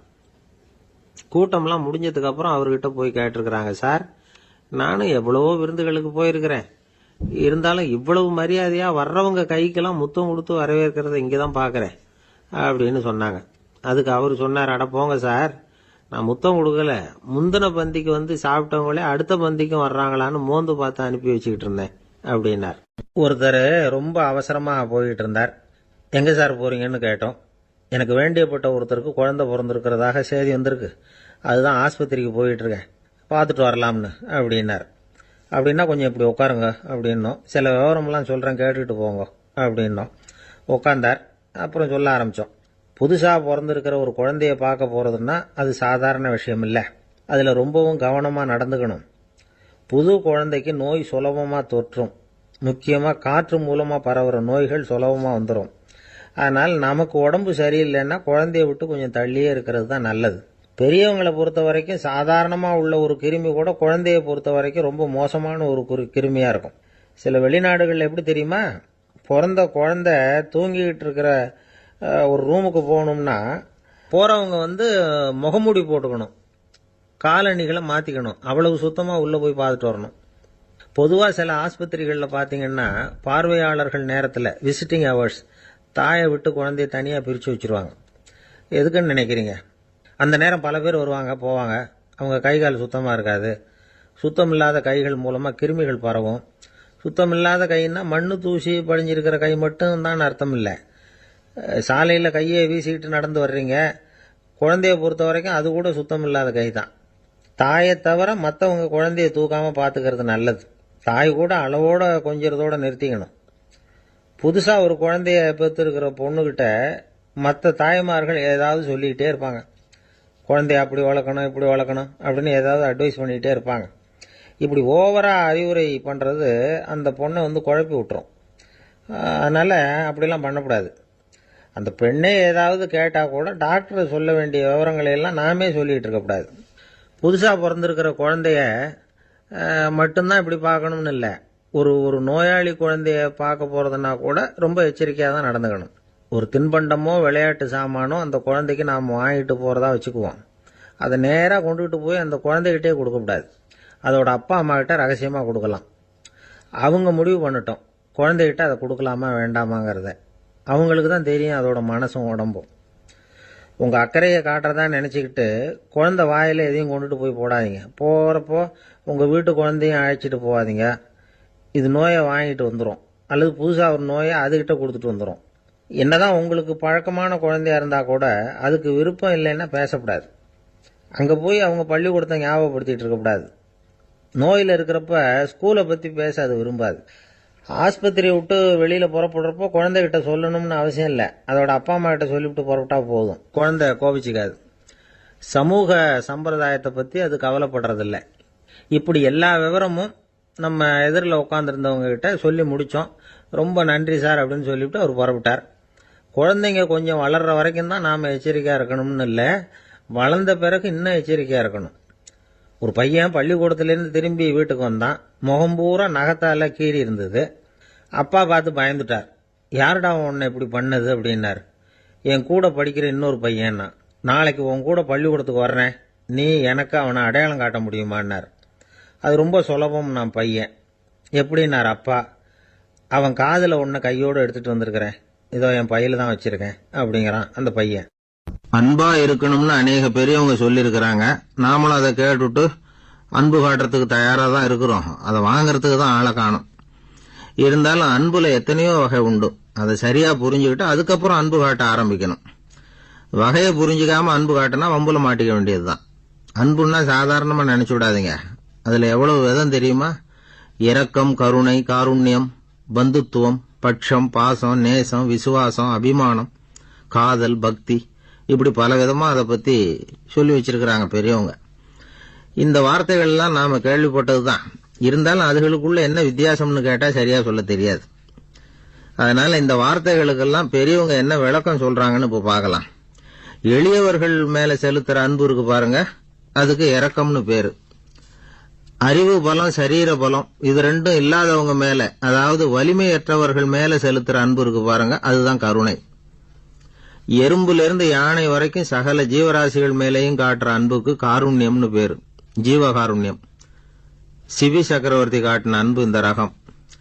உறவினர்கள், சொந்தக்காரங்க, அவங்க வசதியா இருந்தாலும் வறுமையில் இருந்தாலும் வித்தியாசம் இல்லாம காட்டுற அன்பு இருக்கு பாருங்க, அதுக்கு பேரு பந்துத்துவம். ஒரு எஜமானன் வேலையாள்கிட்ட காட்டுற அன்பு இருக்கு பாருங்க, அதுக்கு பேரு தான் பட்சம். அவனும் தன்னை மாதிரி மனுஷன்தாங்கிற நினைப்பு வேணும். ஒரு தாய் தன்னுடைய குழந்தை மேல, ஒரு குழந்தை தன்னுடைய தாய் மேல செலுத்துற அன்புக்கு பாசம்னு பேரு. ஈருடல் ஓர் உயிர்னு நினைக்கிறது இது. ராமரும் கௌசலையும் இதுக்கு உதாரணம். தம்மை ஒத்த நண்பர்கள் கிட்ட செலுத்துற அன்புக்கு நேசம்னு பேரு. வயசு, செல்வம், அந்தஸ்து இந்த வித்தியாசமெல்லாம் பார்க்காம அவங்க சுக துக்கத்துல சமபங்கு எடுத்துக்கிறது இது. கிருஷ்ணன் குசேலர்கிட்ட காட்டினது இந்த ரகம். வேலை செய்யறவன் முதலாளி கிட்ட காட்டுற அன்புக்கு விசுவாசம்னு பேரு. தேசத்து மேலையும் தாய்மொழி பேர்லையும் செலுத்துற அன்புக்கு அபிமானம்னு பேரு. தேசாபிமானம்னு சொல்றமே இதுதான். ஒரு கணவன் மனைவி பேர்ல காட்டுற அன்புக்கு காதல்னு பேரு. கடவுள் பேர்ல செலுத்துற அன்புக்கு பக்தின்னு பேரு. இப்படி அன்புல பல ரகம் இருக்கிறப்போ அதுல உள்ள வித்தியாசம் தெரியாம இடம் மாத்தி அன்பு காட்டினா இடைஞ்சல் தான். சரி, இந்த அன்பை பத்தி விஞ்ஞானம் என்ன சொல்லுது தெரியுமா? இதயத்தை பாதுகாக்கிறதுக்கு முக்கியமா தேவைப்படுற ஒண்ணு இந்த அன்புதான்னு சொல்லுது. நெதர்லாந்து விஞ்ஞானிகள் இதை ஆராய்ச்சி பண்ணியே கண்டுபிடிச்சிருக்கிறாங்க. கொஞ்சம் முயல் குட்டிகளை 2 பிரிவா பிரிச்சாங்க. 2 குரூப்புக்கும் கொழுப்பு அதிகமா உள்ள ஆகாரத்தையே கொடுத்துட்டு வந்தாங்க. ஆனா ஒரு குரூப்புக்கு வெறுமன ஆகாரத்தை கொடுத்ததோட சரி, இன்னொரு குரூப் முயல்களுக்கு ஆகாரம் கொடுத்ததோட நிறுத்திக்கல. அதுக்கு முன்னாடி கூண்டுகளை திறந்து விட்டு முயல்களை கொஞ்ச நேரம் எடுத்து கொஞ்சி விட்டு அதுக்கப்புறமா ஆகாரம் கொடுத்தாராம் ஆராய்ச்சியாளர். இந்த குரூப்புக்கு இதய பாதிப்பு 60% குறைச்சலா இருந்துதான். சில நோயாளிகளுக்கு ஹார்ட் அட்டாக் வந்தாலும் அதை தாங்கிக்கிட்டு குணமாகிற சக்தி அதிகமா இருக்குது. இது எப்படின்னு ஆராய்ச்சி பண்ணி பார்த்திருக்கிறாங்க. அவங்க எல்லாம் மனைவி தன் பேர்ல ரொம்ப அன்பா இருக்கிறதாக நினைக்கிறவங்களா இருக்கிறாங்களாம். இதய நோயாளிகள் பல பேரை சந்திச்சு இதய நோய் ஏற்பட என்ன காரணம்னு கேட்டிருக்கிறாங்க. அவங்க சொன்ன காரணம்லாம் சாப்பாடு சம்பந்தமா இல்லையா, மனைவி அன்பா இல்ல, இப்படிப்பட்ட காரணத்தை தான் சொல்றாங்களாம். அதனால இதயத்தை பாதுகாக்கணும்னு நினைக்கிறவங்க அடுத்தவங்க அன்பா இருக்கிறது மாதிரி பாத்துக்குங்க, அதுதான் முக்கியம். ஒருத்தர் முகம் பூரா பிளாஸ்டரி போட்டுக்கிட்டு வந்தார், ரொம்ப கோபமா. என்னங்க ஆச்சுன்னு விசாரிச்சேன். எல்லாம் உங்களால தான் சார்னார். விவரமா சொல்லுங்களேன். என்ன, உங்க தகவலை கேட்டுட்டு ஒரு பூனைக்குட்டியை கையில எடுத்தேன், அன்பா அதை தடவி கொடுக்கறதுக்காக. ஆனா அது முந்திக்கிட்டது, அது என் முகத்தை தடவி கொடுத்துட்டுது, முகம் பூரா நகை கீறல், அதுதான் இப்படி அப்படின்னார். அன்புல அறிவு சேராததுனால வந்த கோளாறு இது. காஞ்சிபுரத்துல பல்லவ ராஜா ஒரு கோவில் கட்டினார், கைலாசநாதர் கோவில். அதுக்கு கும்பாபிஷேகம் பண்றதுக்கு ஒரு நாள் குறிப்பிட்டு அதுக்கு வேண்டிய ஏற்பாடுகள்லாம் பண்ணினார். முதல் காரியமா கடவுளை வேண்டிக்கிட்டார், நீங்க இந்த கும்பாபிஷேகத்துக்கு நேர்ல வந்து கலந்துக்கணும்னார். கடவுள் அந்த ராஜா கனவுல வந்தார். நீ கும்பாபிஷேகம் வச்சிருக்கிற அதே நாள்ல அதே நேரத்துல எனக்கு இன்னொரு ஊர்ல ஒரு கும்பாபிஷேகம் இருக்குது, அதுக்கு போக வேண்டியிருக்கு. அதாவது திருநின்ற ஊர்ல என்னுடைய பக்தர் ஒருத்தர், அவரும் ஒரு கோயில் கட்டி கும்பாபிஷேகம் செய்யறார், நான் அதுக்கு போக வேண்டியிருக்கு, அதனால உன்னுடைய தேதியை நீ மாத்தி வச்சுக்கோ அப்படின்னார். கடவுள் தான் எங்கேயும் இருக்கிறவராச்சே, அவர் நினைச்சா 2 இடத்துலயும் இருந்து கோயில் கும்பாபிஷேகத்தை நடத்த முடியாதா? ஏன் இப்படி செய்யல? அது ஒரு முக்கியமான காரணத்துக்காகத்தான். திருநின்ற ஊர்ல இருந்த பூசலாருங்கிற அந்த அடியாரின் பெருமையை இந்த உலகத்துக்கு எடுத்து காட்டணுங்கிறதுக்காகத்தான் கடவுள் அந்த ராஜா கிட்ட அப்படி சொன்னார். சரி, அந்த அடியார் அப்படி என்னதான் பெருசா கோயில் கட்டி விட்டார்? ராஜா கட்டின கோயிலை விட பெருசா? அவர் கட்டினது கருங்கல்லாலேயோ மண்ணாலேயோ மரத்தாலேயோ இல்ல. அவர் கட்டின கோயில் வேற மாதிரி. அது மனசால கட்டின கோயில், மனசுக்குள்ள இருக்கிற கோவில், மனக்கோவில். அந்த அடியார் தன்னோட மனசுக்குள்ள மாசக்கணக்கா ஒவ்வொரு கல்லா சேர்த்து கட்டின கோவில். இந்த விஷயம் ராஜாவுக்கு தெரியாது. அவர் என்ன நினைச்சுட்டாரு, அது நாம கட்டின கற்கோயிலை விட ரொம்ப பெருசா இருக்கும் போல இருக்கு அப்படின்னு நினைச்சுட்டாரு. சரி, அப்பேற்பட்ட அந்த கோயிலை தரிசனம் பண்ணிவிட்டு வருவோம் அப்படின்னு நினைச்சு ராஜா திருநின்ற ஊருக்கு போறார். அங்க போய் பார்த்தா கோயிலையும் காணும், ஒன்னையும் காணும். கடைசியில பூசலார் கட்டின மனக்கோவில் தான் அதுங்கிறத அவர் புரிஞ்சுக்கிறார். உடனே அந்த அடியாரின் காலில் விழுந்து வணங்குறார். அவரோ, இது மனசால முயன்ற கோவில், இதுக்கு இத்தனை பெருமையா அப்படின்னு ஆச்சரியப்படுறார். இதுல ஆச்சரியப்படுறதுக்கு ஒண்ணும் இல்ல. ஆண்டவன் விரும்புறது அகபக்தியை தவிர புற தோற்றங்களே அல்ல. இத நாம புரிஞ்சுக்கிட்டோம்னா நமக்குள்ள எந்த வேறுபாடுகளும் வர்றதுக்கு வழியே இல்லை. இன்னொரு ராஜா இருந்தார். அவரு ஆண்டவனுக்கு படைக்கிறதுக்காக ஒரு தார் நல்ல செவ்வாழை பழமா எடுத்துக்கிட்டு போகணும்னு நினைச்சார். அதனால முத நாளே அதை வாங்கிட்டு வர சொன்னார் வேலைக்காரங்கிட்ட. வேலைக்காரன் போனா கடைத்தெருவில் ஒரு தார் பழம் வாங்கினா. வர்ற வழியில அவன் குடிசை, அப்படியே எட்டி பார்த்துட்டு போவோமேன்னு நினைச்சான். போனான். அங்க இவனோட குழந்தை பாவம் பசியால கத்திக்கிட்டு இருக்கு. இவன் பார்த்தான், இவ்வளவு பெரிய தாரில் ஒரு 2 பழம் எடுத்தா தெரியவா போகுது அப்படின்னு நினைச்சு ஒரு 2 பழத்தை பிச்சு அந்த குழந்தைகிட்ட கொடுத்தான். அது அதை வாங்கி வயிறார சாப்பிட்டது, பசி அடங்குச்சு, விளையாட போயிட்டுது. இவன் அதுக்கப்புறம் வாழைப்பழத்தை எடுத்துக்கிட்டு அரண்மனைக்கு வந்தான். 2 பழம் பிச்சிருக்கிறது ராஜாவுக்கு தெரிஞ்சு போச்சு. இவன் உண்மையை சொல்லிவிட்டான். உடனே ராஜா, கடவுளுக்கு படைக்க வேண்டிய பொருளை குழந்தை எச்சில் பண்ண விட்டுருக்கியே அப்படின்னு சொல்லி அவனை கட்டி வச்சு சாட்டையால் அடிச்சார் பாவம். மறுநாள் பழத்தை கோயிலுக்கு எடுத்துட்டு போனார். கடவுள் முன்னாடி வச்சார். கடவுள் கண்ணை திறந்து பார்த்தார், பழம்லாம் அழுகி இருக்குது. என்ன இது அழுகி போன பழம் அப்படின்னார். ராஜா முழிச்சார். நல்லா தானே இருந்தது அப்படின்னு நினைச்சார். அப்போ கடவுள் அந்த ராஜா கிட்ட சொன்னாராம், இத பாருப்பா, இந்த தாரில் 2 பழம் தான் நல்ல பழம், அந்த 2 பழங்களையும் நேத்திக்கே நான் சாப்பிட்டுட்டேன் அப்படின்னாராம். அப்பதான் ராஜாவுக்கு புரிஞ்சுது, ஏழை குழந்தையின் பசியை தீர்க்கறதுக்காக உதவுன அந்த 2 பழம் தான் இறைவன் சாப்பிட்ட பழம்னு. இறைவன் இருக்கிற இடம் எது? இதுதான். என்ன சார் உங்க பையன் என்ன செஞ்சுட்டு இருக்கிறான் இப்போ அப்படின்னு கேட்டார் ஒருத்தர். அடிக்கடி கண்ணாடி முன்னாடி நின்று அழகு பார்த்துக்கிட்டு இருக்கிறான் சார் அப்படின்னாரு அப்பா. இளம் பருவம் இப்படிதான் இருக்கும், அதையெல்லாம் சாதாரணமா நினைச்சுடாதீங்க அப்படின்னாரு அவரு. என்ன சார் சொல்றீங்க, கண்ணாடி முன்னாடி நின்றுக்கிட்டு நேரத்தை வீணாக்கிக்கிட்டு இருக்கான், அதை ஒரு பெரிய விஷயமா நான் நினைக்கணுமா அப்படின்னாரு இவர். இளம் பருவத்தில் இளைஞர்களுக்கும் சின்ன பொண்ணுங்களுக்கும் அடிக்கடி கண்ணாடியில் பார்க்கணும்னு தோணும். அது வெறுமனே அழகு பார்க்கறது மட்டும் இல்லை, அவங்க தங்களையே தேடி கண்டுபிடிக்கிற ஒரு முயற்சி அது. இது ஒரு மனோதத்துவ விளைவு. இது வரைக்கும் சின்ன பிள்ளையா இருந்துட்டோம், இனிமே நாமளும் மற்றவங்க மாதிரி மனிதர்கள் தான் அப்படிங்கிற உணர்வு அவங்களுக்கு வருது. தங்களோட முகம் எப்படி இருக்குது, அழகு எப்படி இருக்கு, உடம்பு நேரம் எப்படி இருக்கு, முடி எப்படி இருக்கு அப்படிங்கறதையெல்லாம் கண்டுபிடிக்கிறாங்க. அதுக்கப்புறம் இன்னொரு ஆணோ பொண்ணோ தன்னை கவனிக்கணும் அப்படின்னு நினைக்கிறாங்க. இதெல்லாம் மனோதத்துவ உண்மைகள், இதெல்லாம் இயற்கை. இதை பார்த்துட்டு பெத்தவங்க பிள்ளைங்க கெட்டு போட்டாங்க அப்படின்னு நினைக்கக்கூடாது, அவங்கள திட்டிகிட்டே இருக்கக்கூடாது. இன்னைக்கு பல குடும்பங்கள்ல இதுதான் நடந்துகிட்டு இருக்குது. மனுஷ வாழ்க்கையிலேயே இப்படியும் இல்லாத அப்படியும் இல்லாத ஒரு பருவம் இளம் பருவம். 13லேருந்து 19 வயசுக்கு உட்பட்ட ஆண்கள் பெண்கள் இந்த வகையை சேர்ந்தவங்க, டீனேஜ் குரூப். இவங்கள சின்னவங்கன்னு நினைச்சிட முடியாது, பெரியவங்கன்னு நினைச்சிட முடியாது. இவங்க ரொம்ப சென்சிட்டிவ். சமூகம் நினைச்சா இவங்களை நல்லவங்களாவும் ஆக்கலாம், கெட்டவங்களாவும் ஆக்கலாம். கொஞ்சம் அக்கறை எடுத்துக்கிட்டா பெரிய பெரிய மேதைகளையும் விஞ்ஞானிகளையும் உருவாக்கலாம். ஆனால் நடக்கிறது என்ன தெரியுமா, அநேகமாக இவங்களை யாருமே சரியாக புரிஞ்சுக்கிறது இல்லை, இவங்களை சரியாக நடத்துறதும் இல்லை. இது வரைக்கும் நாம் சொல்கிறத கேட்டுக்கிட்டு இருந்தான், இப்பெல்லாம் அவன் இஷ்டத்துக்கு நடக்க ஆரம்பிச்சுட்டான் அப்படின்னு வருத்தப்படுற பெற்றோர்கள் அதிகம். இது வருத்தப்படுற விஷயம் இல்லை, சந்தோஷப்பட வேண்டிய விஷயம். உங்கள் புள்ள சொந்தமாக யோசிக்க ஆரம்பிக்கிறதும் நடந்துக்க ஆரம்பிக்கிறதும் ஒரு தப்பான விஷயமா? அவன் கடைசி வரைக்கும் உங்கள் பேச்சையே கேட்டுக்கிட்டு இருக்கணுங்கிறது என்ன நியாயம்? இன்னைக்கு இளைஞர்களை பெரியவங்க தப்பா புரிஞ்சுக்கிட்டு தவறா நடத்துறதுனால தான் அவங்களுக்கு வெறுப்பு, எரிச்சல், மனக்கசப்பு எல்லாம் உண்டாகுது. பெத்தவங்க சரியா மதிக்கிறது இல்லை அப்படிங்கிற ஒரே காரணத்தினாலேயே வீணா போகிற பிள்ளைங்க இன்னைக்கு அதிகம். சரி, பெத்தவங்களுக்கு இன்னைக்கு என்னதான் புத்தி சொல்ல வர்றீங்க அப்படின்னு கேட்குறீங்களா?